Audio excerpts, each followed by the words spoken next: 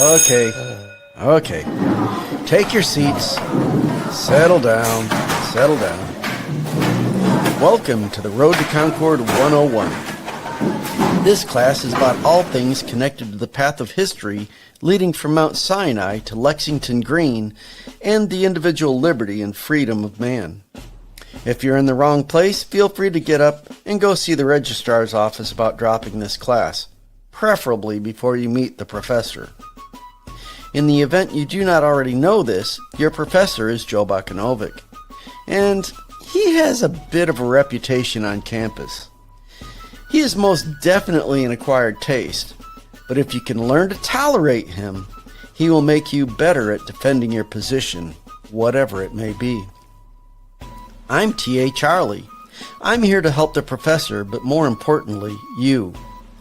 We encourage you to take notes, and if you have questions, feel free to call. If you'd like the number, please email us. You can also post your questions in the comments, and we'll get the professor's attention. Part of my job is to let you know a little bit about your professor. As I said earlier, the professor has that bit of a reputation on campus. Not all of it is good. Let me help explain a little with a story about how I came to be the professor's TA. I was invited to attend one of his classes. My first impression of the professor was that he was an egotistical, narcissistic know-it-all. My intent after only a few minutes of class was never to attend another class with this professor.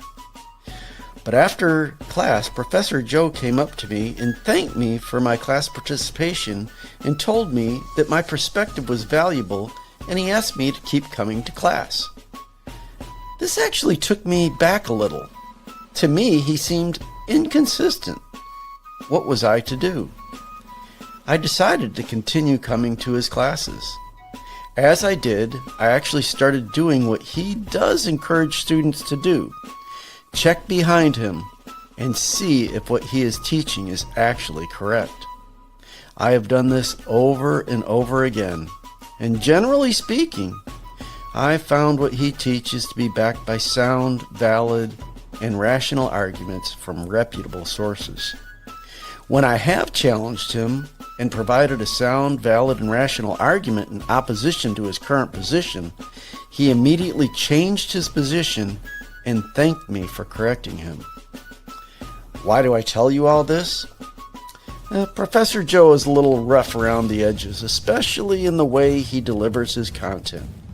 But if you stick with him and listen to what he teaches and then go and check his sources, you will likely find, as I did, he will help you better understand the world around you and help you to think better and hopefully to live better.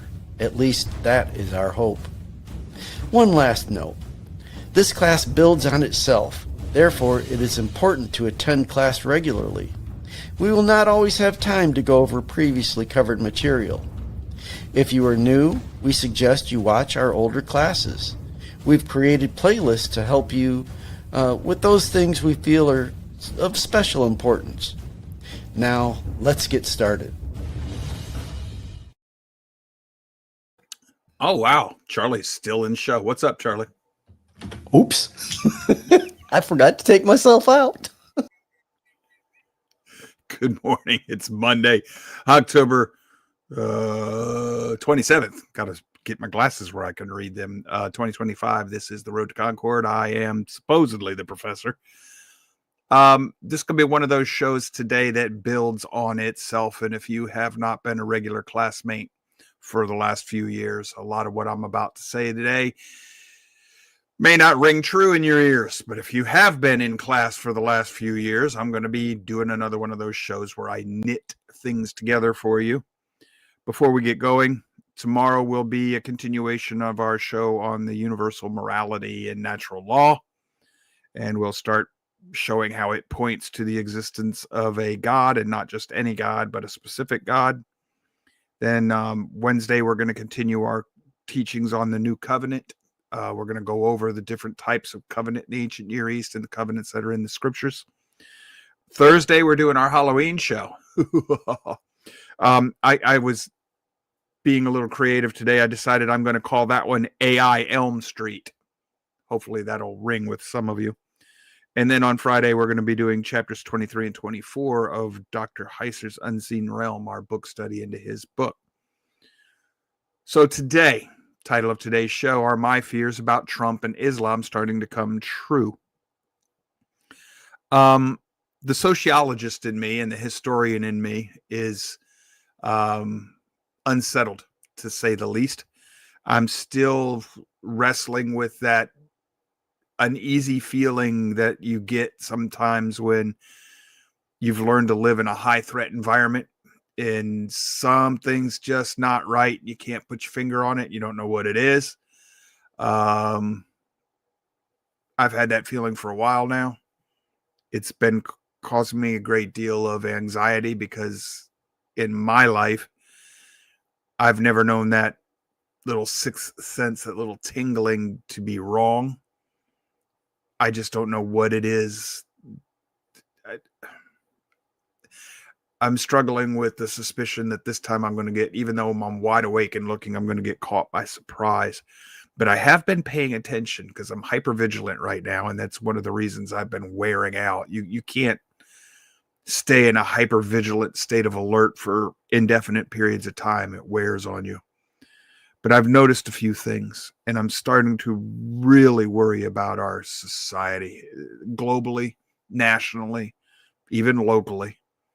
All the foundations and pillars of the earth are being shaken, especially in our society, our culture. We have no foundational ideals left in America. They're gone.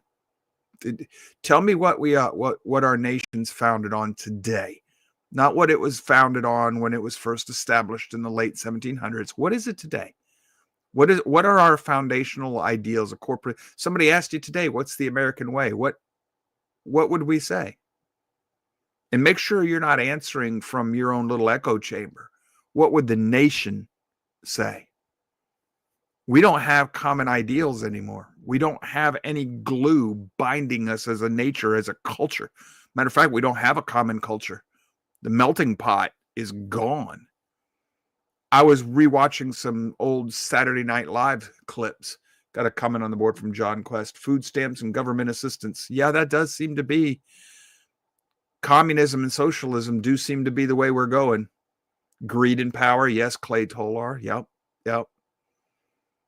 No common sense at all. Miss Masso. I hope I'm pronouncing your last name correctly there, Connie. Yeah, those do seem to be common cultural traits for us now, which is all common to a secular humanist ideal. But I was watching the Saturday Night Live skit. And for those of you who were of age to be aware of things back in the 80s and in early 90s, we would all go to school the next day, next week on Monday, and we'd all be talking about what happened on, Miami Vice on Friday night or whatever the hit show was on Friday night and the Saturday Night Live skits. There was a common conversations. You only had one or two news sources, and they were all still under Mockingbird at the time. We just didn't realize it, but there was a common narrative in our country. And for better or for worse, it at least gave us a national identity, and that's been lost. And when that happens, a nation does not long survive afterwards. So, and that's the purpose.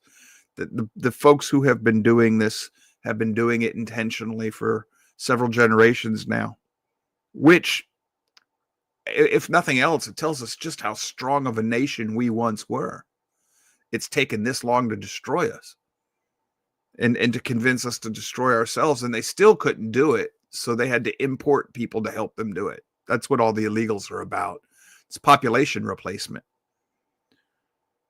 So what I'm looking at today, dealing with Donald Trump and the American right, I'm going to use the same principles because, I prefer principles over party politics or team politics or tribalism.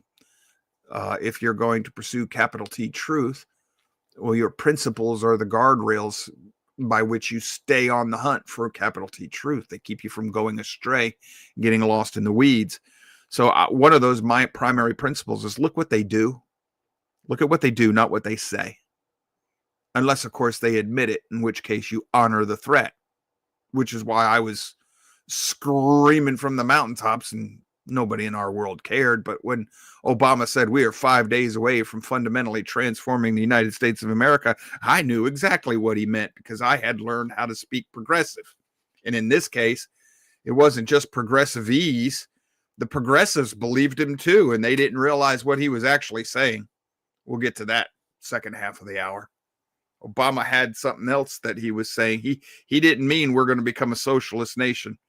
He was telling you he's going to go a different direction. We'll get to that because he's about to win.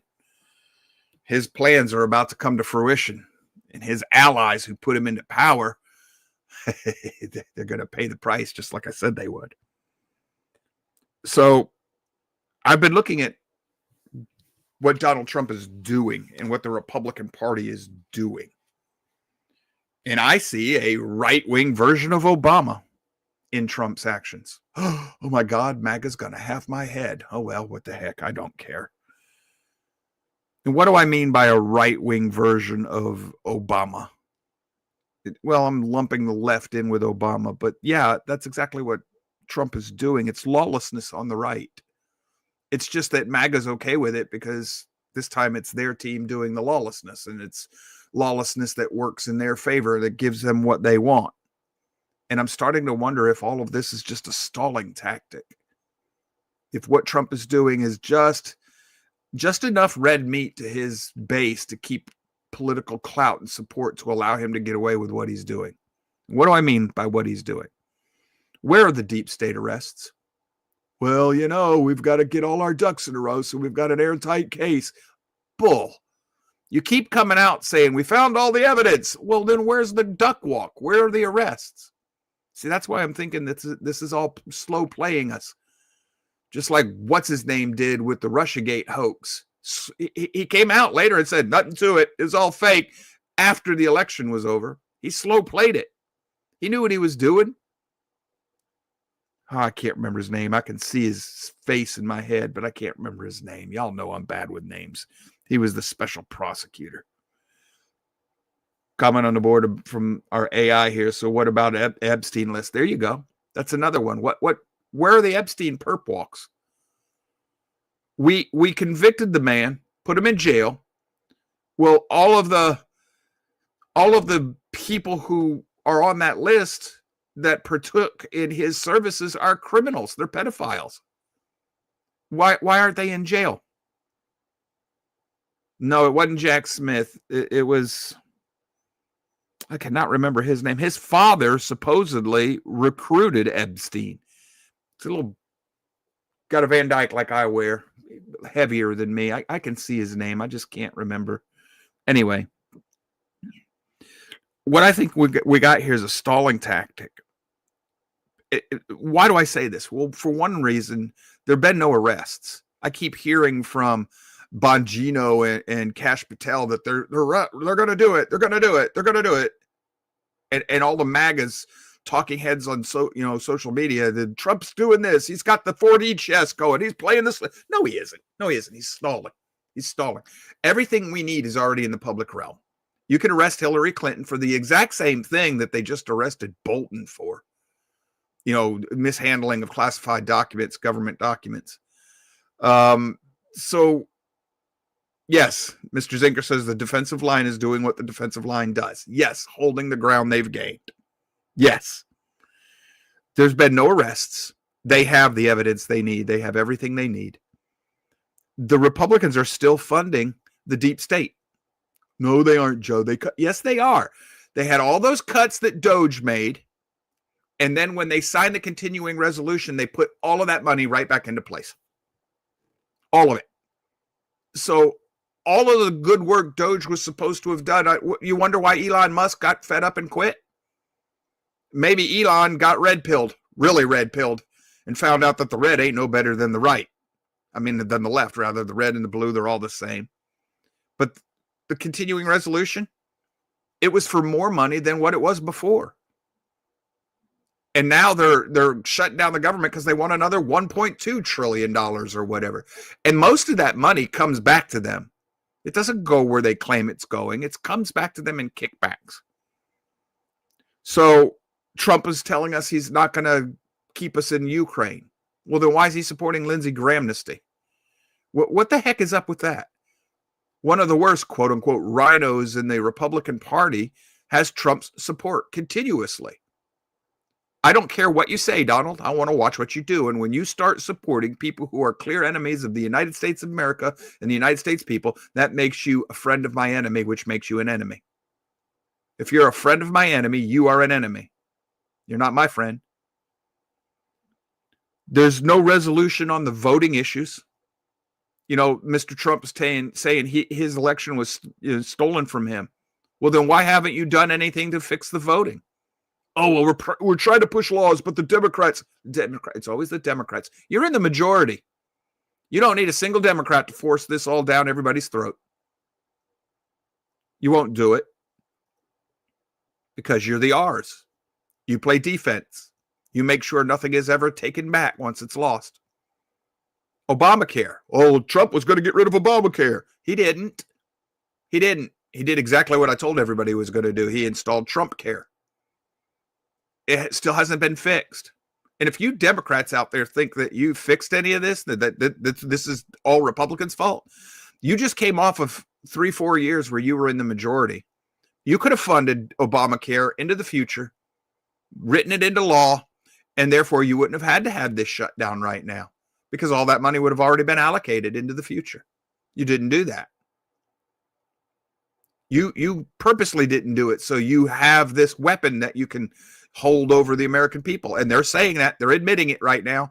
Well, yeah, people are going to hurt. The poorest among us, the most vulnerable. But you know what? That's the only way we have to force Trump to do what we want him to do. I thought elections had consequences. I guess not when you're, a hypocrite party or a party built on hypocrisy. But then again, that's Democrats and Republicans. So there's been no resolution on the elections. Nobody cares about democratic process or the supposed rule of the majority. It's the rule of the powerful. We have an ongoing insurrection in this country. They have shown that Antifa is being internationally funded.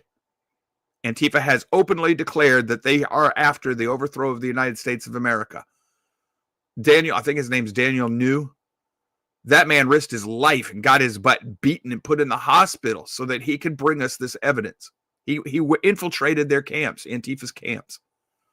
He's presented the evidence that would go into intelligence committees. These people's stated purpose is to overthrow the country, and they are funded by people who have stated that they want to overthrow the country. And a lot of that funding comes from the American people's taxpayers' dollars through the Democratic Party and the Republican Defensive Party, funding it through foreign aid and all these other welfare programs and these kickbacks.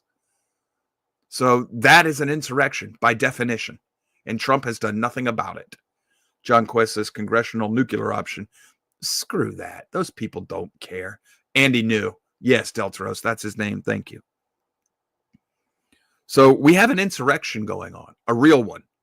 It's organized, they're armed, they're uniformed, they're trained. And we're trying to deal with this under legal system. Folks, you do not deal with an asymmetrical guerrilla attack on the nation whose stated purpose is to overthrow the nation. You don't deal with them through the law and the RICO statutes. That you go through the law of warfare. These are guerrillas. They're uniformed guerrillas, but they're guerrillas. And they're being supported by people within this country. That meets the constitutional definition of an insurrection. Trump has learned nothing. He still wanted to take credit for Operation Warp Speed. And that's probably why nothing will ever happen to Dr. Fauci. Fauci has his hands. He's not the only one that did this. But as the figurehead, he has more blood on his hands than Adolf Hitler. And we're going to do nothing. We need Nuremberg trials for this. Y'all do realize that forcing you to get the jab was a violation of the Nuremberg trials and treaties? It was a violation of international law. Nobody cares. Nothing's happened to the jab people. Nothing happened to Gates, to Fauci, to Berkowitz, or whatever Dr. Scarf was. Nothing's going to happen to them. Nothing's going to happen to Facebook for its election meddling. Nothing happened to Dominion. Nothing's going to happen to any of these deep state people. And we have an ongoing judicial coup. So the people that we have arrested, they're being put into kangaroo courts, being run by democratically appointed judges. You expect that to go as being with a trial of jury of their peer. You're going to have a trial of foreigners, immigrants who have not assimilated into our country. They're going to be the supposed jury of the peers of these people, and they're all going to be socialists. So they're going to let their socialist politicians off the hook so that the politician can give them more money. This doesn't take a lot to figure out. And then why can't I get anybody to see it? Why is it so invisible to everybody? Well, we've covered normalcy bias before. I understand that. Nobody wants to see it. Can't happen here, ism. But I think a lot of it is also fear. I know you can't or won't happen, but they can't and won't see it because of that.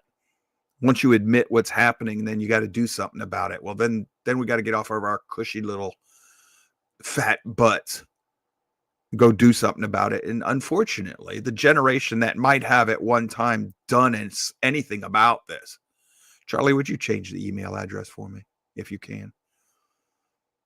The one generation that might have done anything about this, well, the boomers, they're too old to do anything anymore. They're definitely geriatric. Gen X, we've lost the fire in the belly. And the next generation isn't going to do jack squat. They suffer from the indoctrination of our education system.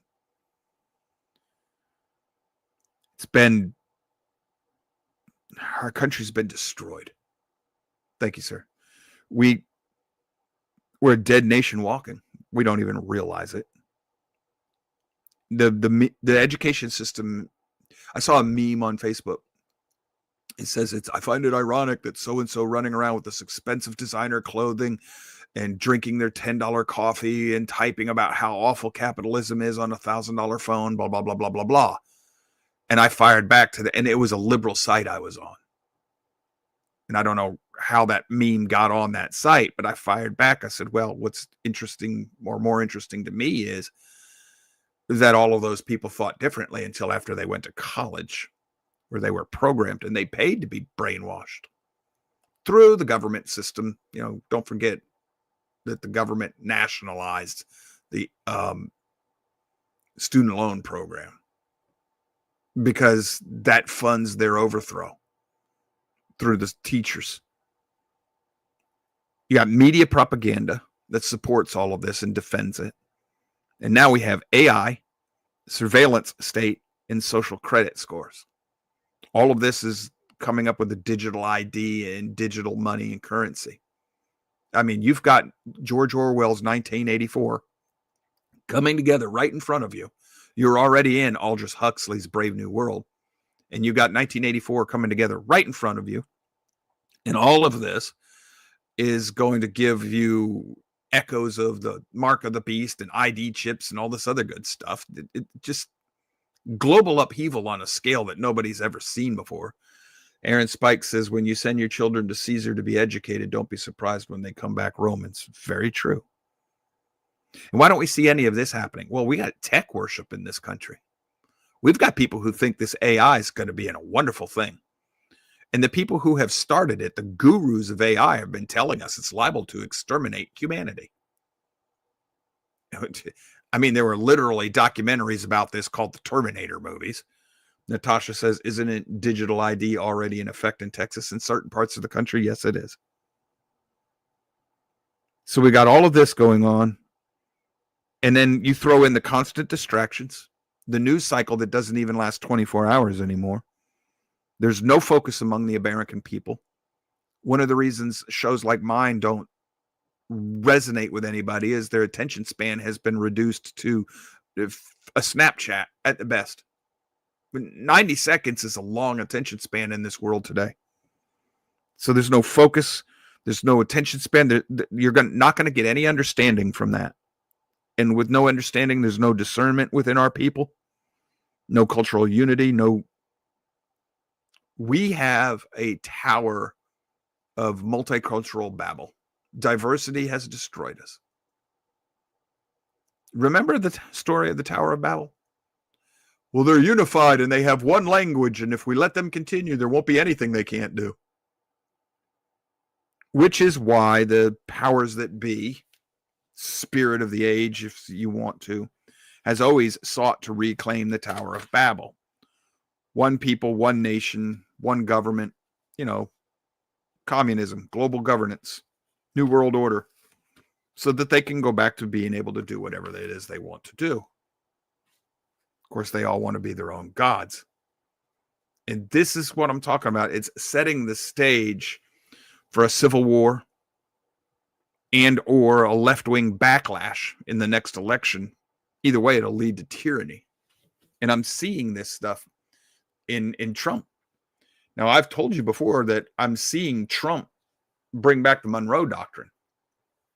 This is from September of 2024. It's from America's Quarterly. This is Donald Trump and the return of the Monroe Doctrine. Another Trump turn would bring increased scrutiny of Latin America ties with China and uncertainty elsewhere. Well, this was a prediction. This is before the 2024 election. Okay. Well, this one is from April of this year, 2025. This is The Hill. Trump is taking the Monroe Doctrine global. It's okay, Monroe Doctrine. What the heck is that all about? This is from our nationalarchives.org. The Monroe Doctrine, 1823.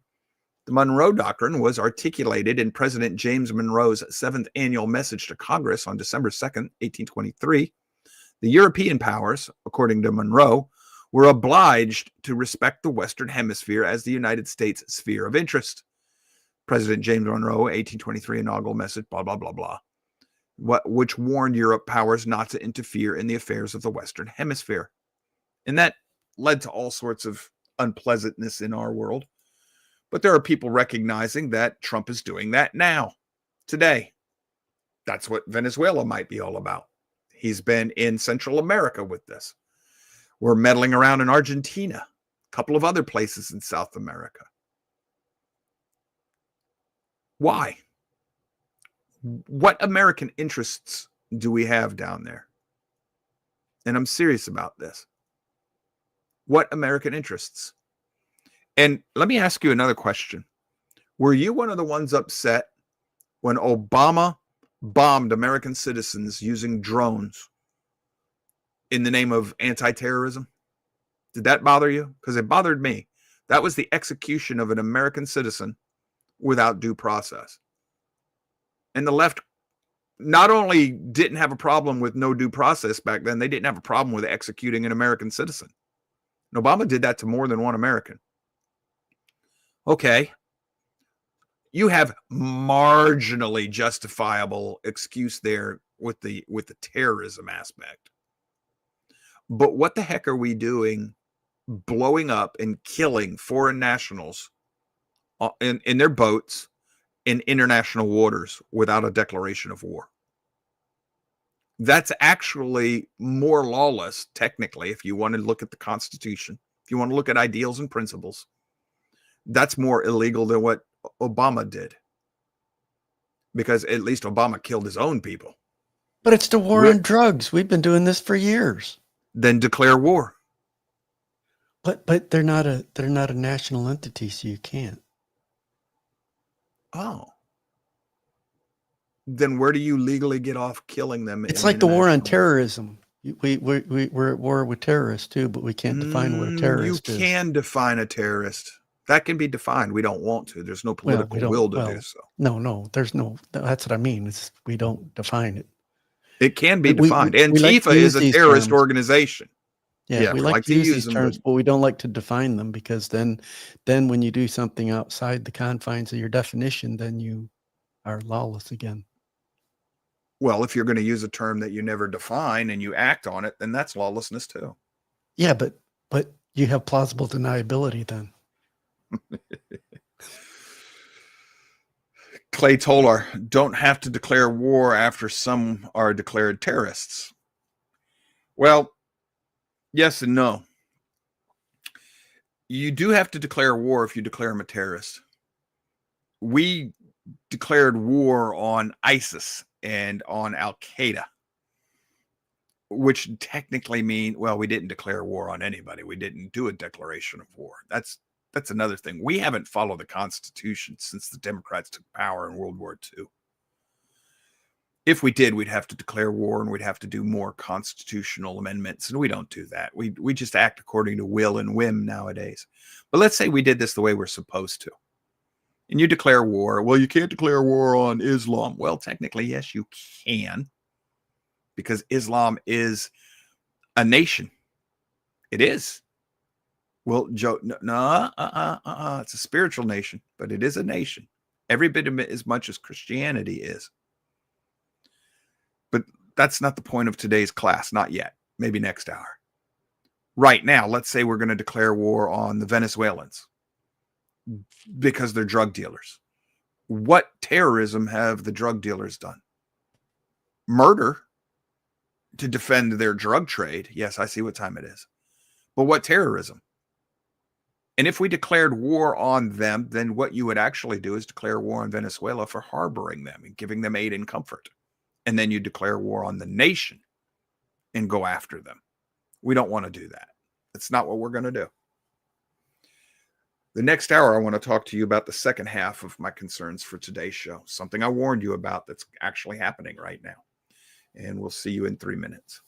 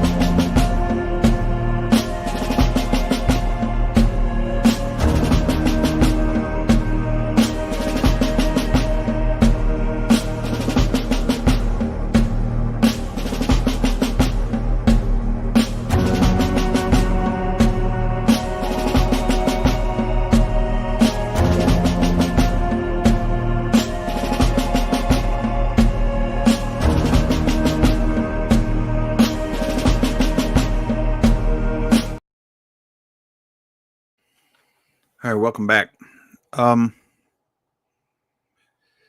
Yeah, I've done this before. This half hour is going to be difficult for me, so please bear with me. A lot of people not going to want to listen to this, but I hope you do. David Barton, he wrote a book, America to Pray or Not to Pray. It's a book on sociology, really, although it's, sorry about that, hit the microphone. It's a religious-based book, but it's on June 25th, 1962, the Supreme Court first struck down prayer by prohibiting students from using the simple invocation, Almighty God, we acknowledge our dependence upon thee and beg thy blessing upon us, our parents, our teachers, and our country. That was the prayer that they said couldn't be in school. That could apply to any God. It wasn't even denominational, let alone, which religion.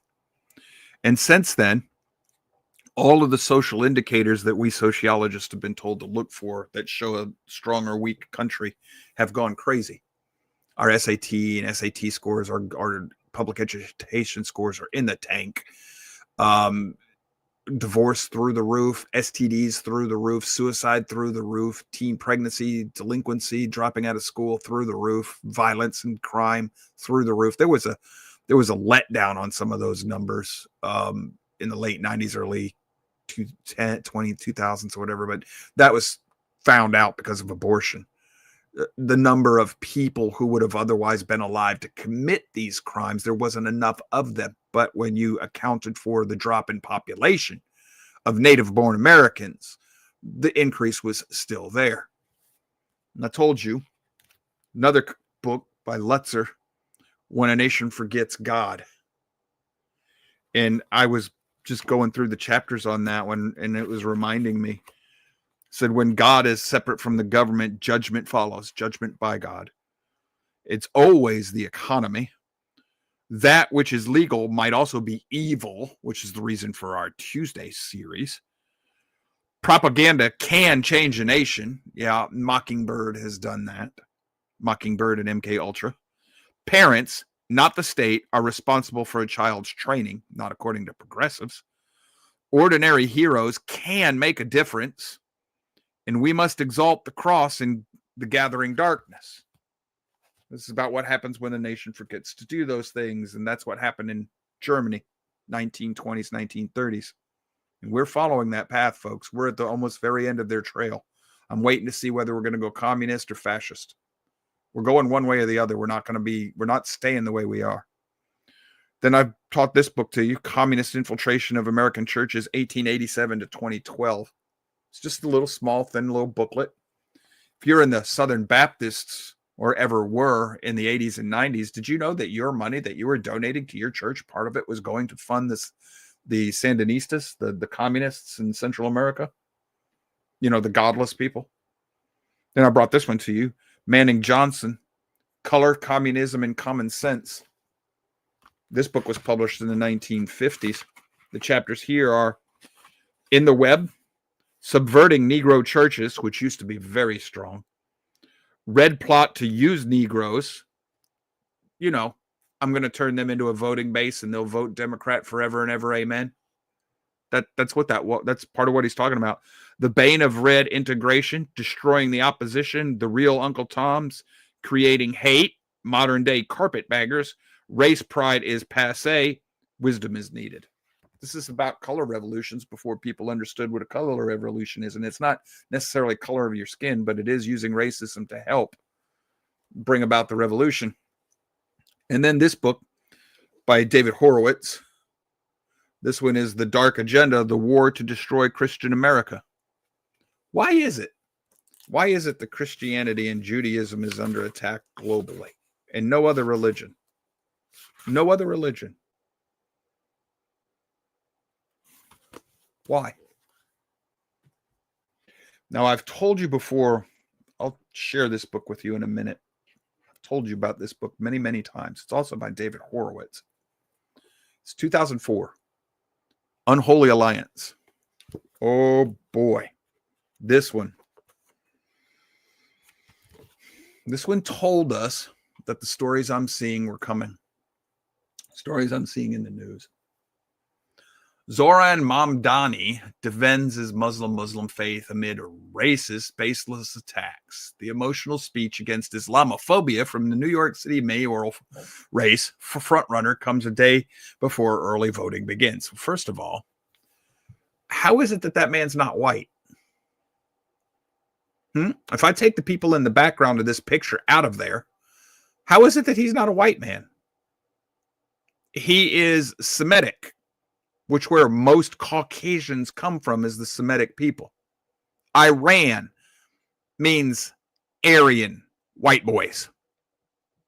So how is it that this is racist? How can you be racist against a religion? Well, I'm anti-Catholic. Oh, you racist. How? Comment on the board from Natasha. The woman on his right looks even more white. Yeah, she does. Or his left. Yeah, our right, his left. But what I want to know is, how is it racist? See, this is part of the color revolution. They train us through propaganda and quote unquote education, indoctrination. I cannot attack their agenda without being a racist. So everything has to be like Vodi Bachman said, everything is racist, because that's part of their politically correct shield. Well, this man is a Shia Muslim, and he's about to be elected the mayor of New York City, the same city that Shia Islam attacked on 9/11. But I want to draw your attention to something else. Historic win, record-breaking, 82 Muslim Americans elected in U.S. midterms, November 12th, 2022. 82 Muslims, practicing Muslims. That's not possible. You cannot be a practicing Muslim and take the oath of office for American political or representative office. You can't. They're contradictory to each other. It's one of the reasons the founding fathers did not want Catholics to be in office, because you couldn't be a Roman Catholic and take the oath of office to the United States or any of the states themselves, because you have to swear allegiance to the Constitution, and your allegiance is to the Pope or to Muhammad and his teachings, or whoever the Caliph is. By the way, this is all promoted by CARE, Islamic terrorist funding organization, funding an organizational foundation, who was the #1 visitor to the Obama White House and was called a terrorist organization by Obama's FBI, but was never once indicted. That's probably because Obama's FBI had Muslims at the highest level. Brennan or Benner or whatever the heck his name was, he's a Muslim.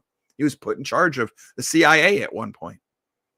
Now, this is Sunday school alumni, Muslims elected to office in the United States. This is June 2025.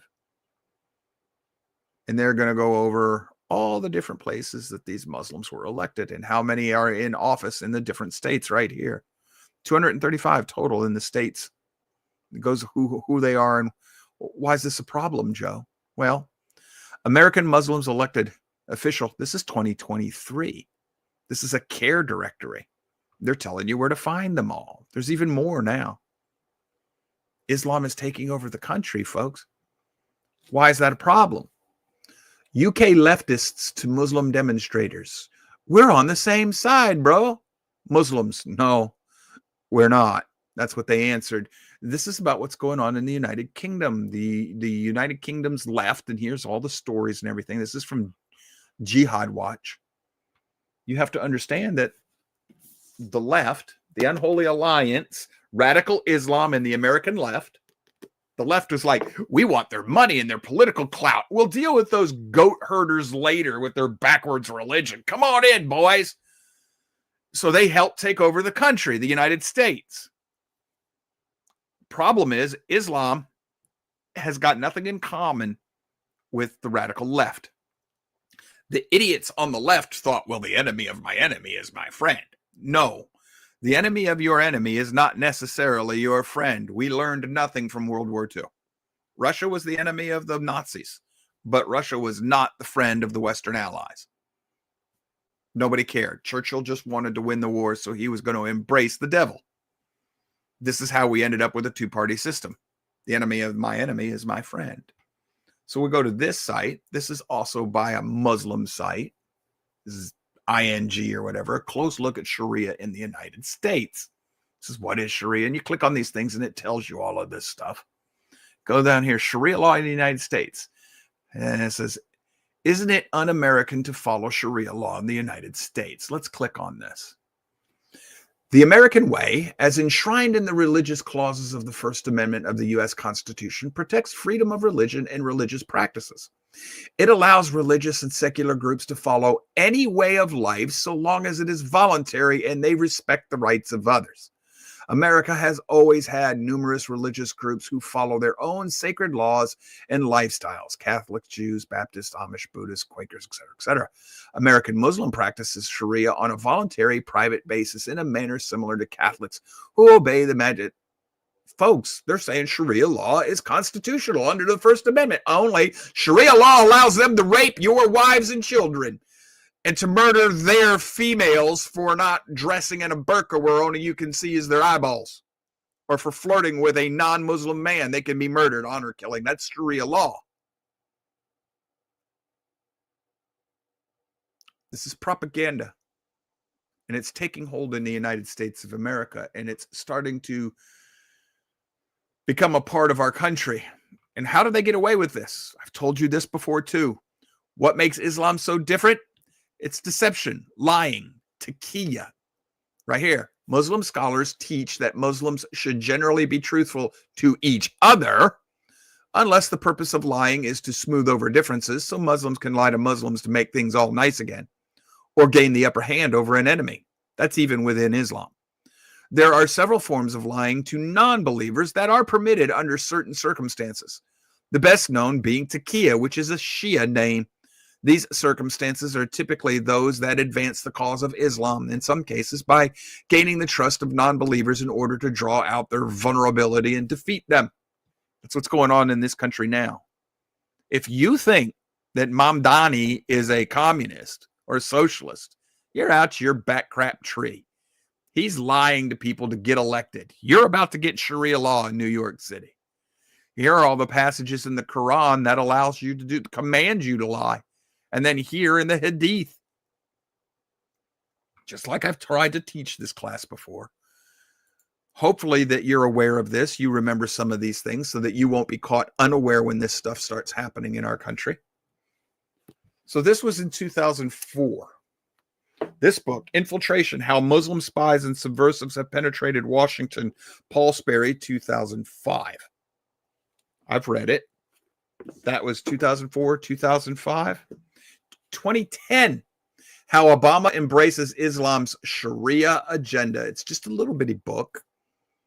But this is written by Mr. McCarthy, Andrew McCarthy.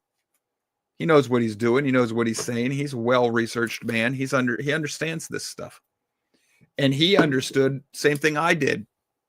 Obama has always been advancing a Shia Islamic agenda. Shia. Mamdani is Shia. 2011, I've shown this one to you, Europe, Globalization, and the Coming Universal Caliphate by Bat Yar. She was raised in that part of the world and under Islamic control for a long time. She was trying to warn in 2011, she was trying to warn Europe that if they kept with what they were doing, they were going to be overthrown by Islam. Europe has fallen, folks. You have rape gangs running around Europe. And what are the European courts doing? Excusing them.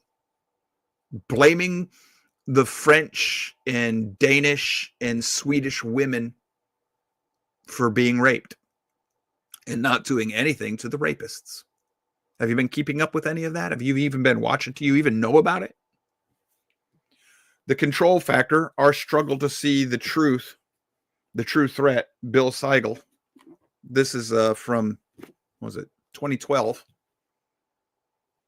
The point is, people have been trying to warn us for a long time. We're not listening. And in his case, he's like, we're not going to see the truth until it chops off our heads. Then I have another cute little book here from 2018. This book critiques Alexander Dugin. Y'all remember him? Y'all remember Mr. Dugin? You know, Putin's brain? Dugin was trying to use Christianity to resurrect a Russian empire. Okay, I got it. But this book critiques what Dugin's doing. A radical critique of Alexander Dugin. This is the European New Right. A Shia response. Shia Islam. I need to read this to you. It says, after the defeat of National Socialism and Fascism in 1945 and the dissolution of the Soviet Union in 1991, the upshot of performance of the vanquished political ideology of liberalism is that it has torn international law to shreds while bankrupting itself through the immoral practice of usury. Well, first of all, that's a lie. Liberalism, as it classically was established, has not done that. Modern-day liberalism, which is what this author's talking about, is secular humanism in its many different forms. It's fascism, it's communism, it's socialism. It's all sorts of those isms in their many different forms. And if you take Islam without the religious aspect, Islam is fascist. It's a fascist government cloaked in a religion. It meets the definition. So that would throw Islam in here too. But he's going to blame this on classic liberalism, like our founding fathers. He says, under its auspices, liberalism's auspices, with the loss of faith in God, well, folks, liberalism teaches religion. So it wasn't liberalism that did this. But it says the loss of faith in God, the traditional family has been destroyed, being replaced by moral depravity, leading to its cultural decay. That sounds like what we teach, right? Notice how they cloak their language very carefully. The isolation of the individual and anxiety about the future have become the hallmark of the 21st century liberal culture. Well, that's anomie that I told you about that other socialists have been looking at for a while. And it's got nothing to do with liberalism. It has to do with secular humanism. In this midst, it would thus seem that there are three remaining contenders to the throne that liberalism has vacated by its malfeasance and failure. Traditional Catholicism, the European New Right, led by Alain de Benoist and the Greecists, and then Alexander Dugin's Eurocentrist movement. And it goes over to a few things. It says, in addition to being a critique of the foremost Western ideologies, this treatise, by a leading Shia scholar, addresses the complex question of the efficiency of the Shia Islam as the alternate religio-political ideology, church and state, and provides the broad outlines of the comprehensive and integral system of Shia Islam, which he posits as ultimately being the only true viable alternative available to the West. He's saying that what we're going to fill the void created by secular humanism with is Shia Islam. Yeah, I know. Chop off with your head. I told you that this is what was going to happen. The left wanted the money, so they married themselves to the Muslims, thinking that they were nothing but a bunch of backwards goat herders. And now, just as the left infiltrated our Democratic Party and took it over for communism, just exactly like Woodrow Wilson said he would, and took over our governmental system from within, turning it into a secular humanist bureaucratic state, top down, bottom up, inside out, scaffolding, all that good stuff that Wilson said, all of that. Now the left's system is being taken over by Shia Islam. So the deep state that the left has built is being turned into Shia Islam. So Woodrow Wilson is to the Democratic Party, or to the former original Democratic Party, still racist, but at least somewhat founded in the American ideal. Wilson turned it into the progressive ideal, communism. So as he is to the Democratic Party, Barack Obama is to Wilson's Democratic Party. Obama is turning the deep state communist Democratic Party into a Islamic party. Exactly like I told us it was going to happen. And I'm seeing the signs everywhere. And this country will not attack it. We will let it kill us. We are committing suicide. How do I know? We allowed the communists to destroy our system, which leaves a vacuum, a void, which is what we're in right now. We are in a revolution. It's not a shooting war, but this is a revolution. You're in the middle of a color revolution. I told you, this is how Soros overthrows people. We no longer trust our electoral system. It's exactly what Soros does. He does color revolutions, communist overthrows. That's what he does. That's where we're at. The Tides Foundation. This book in 2004, way before Beck ever found and discovered the Tides Foundation. Horowitz was talking about it in 2004, about how it was communist and it was seeking the destruction of the United States. So everything I've been warning you about right here in front of us in the headlines now, and nobody can see it. I've come to a point. Europe has fallen. The United Kingdom, if you're watching the news, the United Kingdom is falling right now. It is. They just arrested an 11-year-old girl for defending herself and her sister from a rape. She cut a Muslim rapist with a knife. They wouldn't even call him a Muslim. He's just an Algerian immigrant. He's Muslim. And she goes to jail. She goes to jail for defending herself and her little sister. England's gone. Europe's gone. Now, if you want to look at this the way I do, we're looking for the physical land of Israel to be surrounded on all sides. Battle of Gog and Magog and Ezekiel. Armageddon. I have a question. Yes, the Holy Land will come back to the Israelite people. But if you know the Bible, it's not just the land that was promised to Abraham. Yahweh said that he will reclaim the entire earth. And Israel today is not the Jews. That's the house of Judah. Those are the Jews who are still under or trying to stay under the Mosaic covenant. That's an old dead covenant. Israel today is what we think of as the Christian church. Well, it should be the Christian church. That's actually an apostasy.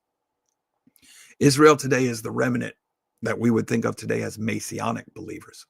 Some of them are Jewish. Some of them are former Christians. They follow the way.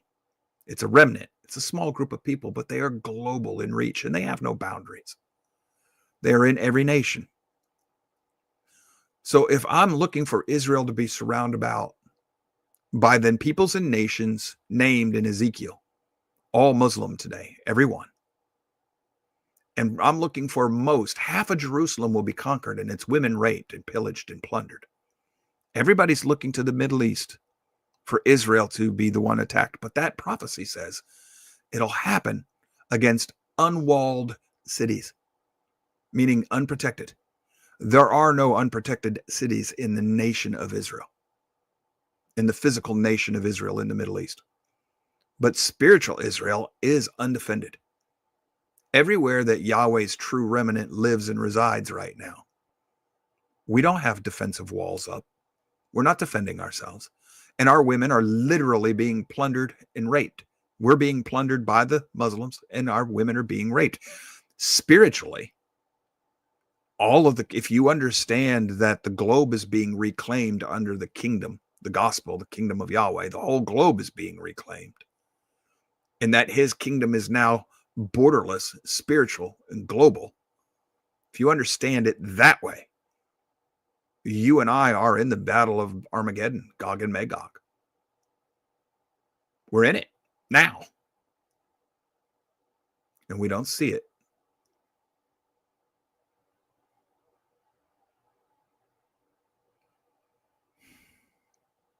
Charlie, you differ with me a little bit on this, but you've been studying behind me and checking my homework for a while. You think I'm totally crazy with the way I'm looking at this? No, I do not. In fact, I'm leaning more towards your point of view now than I did, a while ago, simply because of the way I see things playing out, and as I gain a greater understanding of the language of prophecy and the figurative language that they use there, a lot of times we are too literal in that, and it causes us to get off track, I think. Hold on a minute, Charlie. I've got to do this when John Quest is quoting my favorite Marine, Chesty Puller. I don't know if he knew that. He says, "We're surrounded. Good. Now we can kill them in any direction." Well, Chesty Puller once said in the Battle of Chosen Frozen, "We're surrounded. Now we can advance in any direction." So, yeah, I'm sorry. You have to remember, folks, that I was a Marine and the Marine Corps was born into war with Islam. Yeah, it was. We've been at war. That's how we got the name Leathernecks, because we used to have to wear heavy leather collars to keep from losing our heads to their swords. Yep. So, yeah, I'm wondering, and I'm not telling you this is the way you have to read your scriptures, but I'm sure wondering whether or not we're not in that battle of Gog and Magog. And we don't see it because we do not have spiritual eyes. We have fleshly eyes. Yep, I wonder that myself. As you see what's going on, especially in the world today, and all the headlines I just read for you fit the physical descriptions of what we're supposed to look for in that battle. Yeah. And I know that everybody thinks the second Exodus means we'll go to the promised lands, the lands promised to Abraham. Well, Abraham was told that but Abraham was told the entire world would benefit and be blessed by him. Yep. Well, the all ultimate will be blessed. And Yahweh said that the world belongs to him and he will reclaim it. That's in the prophetic language. That's at the prophets. And the Messiah said his gospel message is the kingdom of Yahweh, global. It's taking back all that was lost. Reversing Hermon. That's the whole earth. Well, that was promised as an inheritance to Yahweh's people, to those who cling to the Messiah and to his teaching, his way. That's the earth, folks, which would make the second Exodus not an exodus from one land to another, but from one realm to another. We have exited the earthly realm of the dead and been transferred to the world of the living, the spiritual realm of the living. Now, if only there were a passage in the Bible who tells us something that, oh, wait a minute, Paul does say that his sacrifice transferred us from the realm of the dead into the spiritual realm of the living. Does not say that? Yes, it does. Which is exactly why I see things this way. Because I bent my knee to Scripture. Now, unify everything I've been explaining to you for the last 4 years without a spiritual background. Explain it all to me. If you're going to tell me all of this has been happening for hundreds of years is all just coincidence, I'm sorry. I can see the velocity vectors in human history clear as day, clear as the screen in front of me right now. That doesn't happen by coincidence. No. So explain it to me some other way without that spiritual background. But as soon as I put the spiritual filter over it, what happens, Charlie? Falls right into place, doesn't it? It does. Yeah. Which leaves us with a question. How's your spiritual warfare doing, brother? Yeah. Yep. Aaron Spike says, you have ever thought about the one left and the one taken? It may refer back to Noah being left and the wicked being taken from the earth. Yeah, it could be, but it could also be the rapture, or it could be there's one that'll be taken into the kingdom and one that'll be left behind, as in let the dead bury the dead. Yep. So, all right, folks. Tomorrow we're going to be continuing with our chat on morality and the universal morality and moral law, natural law, et cetera, et cetera. Wednesday, we're going to be talking about covenants in the Bible in conjunction with our new covenant teachings or book report for my research. That goes well. By the way, my 3 brand new 1.5-inch folders are now full. The person who bought them for me said that they didn't think they were buying enough because they knew how quickly I soak up information when I'm on a warpath, and I've been on a warpath with this study. And boy, POI, whatever, bring your own, whatever. I don't know what that means. Natasha, explain yourself. What is BOI? Don't type it. Get you in here and tell me what that means. Oh, fine. It's just slang. It means boy, but the mistype is like a meme. It's like, boy. Like, really, bruh? Boy? Seriously? She says, oh, fine. Reminds me of the little girl in the Meg. Fine. Anyhow. Like, yes, Dad. Goodbye. Thursday, we're going to do AI Elm Street. Oh, that's going to be a lovely class. Friday, we're doing chapters 23 and 24 in our book study on Dr. Heiser's Unseen Realm. Try to make a class, folks. We love you. We appreciate each and every one of y'all being here. If you like what we're doing, then you're probably just as messed up as I am. But if you think anybody else out there that you know might benefit from it in some way, shape, or form, please share the show with them. Warn them about your professor. I know that I am an acquired taste. It's not just a shtick around here. It's a confession. And hopefully, we love you. We thank you for being here. Hopefully you'll be with us for however long. Help us to, in our own way, better understand the world, how we got here and why, and how best to live our lives, whatever time we have left, in a way that'll matter at least to us and to our friends and family and our loved ones and those people around us whom we have some sort of control or influence.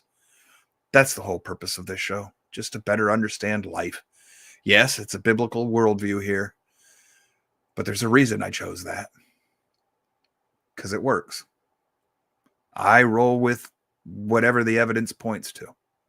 And for those who think that they can explain it all away, with most believers, you probably could. I'll give you the floor if you can think you can do that with me, but you got to let me talk and answer and ask questions back and forth. You got to answer them too. I have to have a real, reasoned, rational debate. Good luck. I'm serious. Good luck with that one. I'm not the average believer. I know my scriptures and I know my apologetics. And I would revel in the chance to discuss that with somebody who just flippantly thinks all of this is just a bunch of mumbo jumbo. Otherwise, the road to Concord's something, right? Yeah. All right. We're out of here, folks. We'll see you tomorrow. Take care. Bye-bye.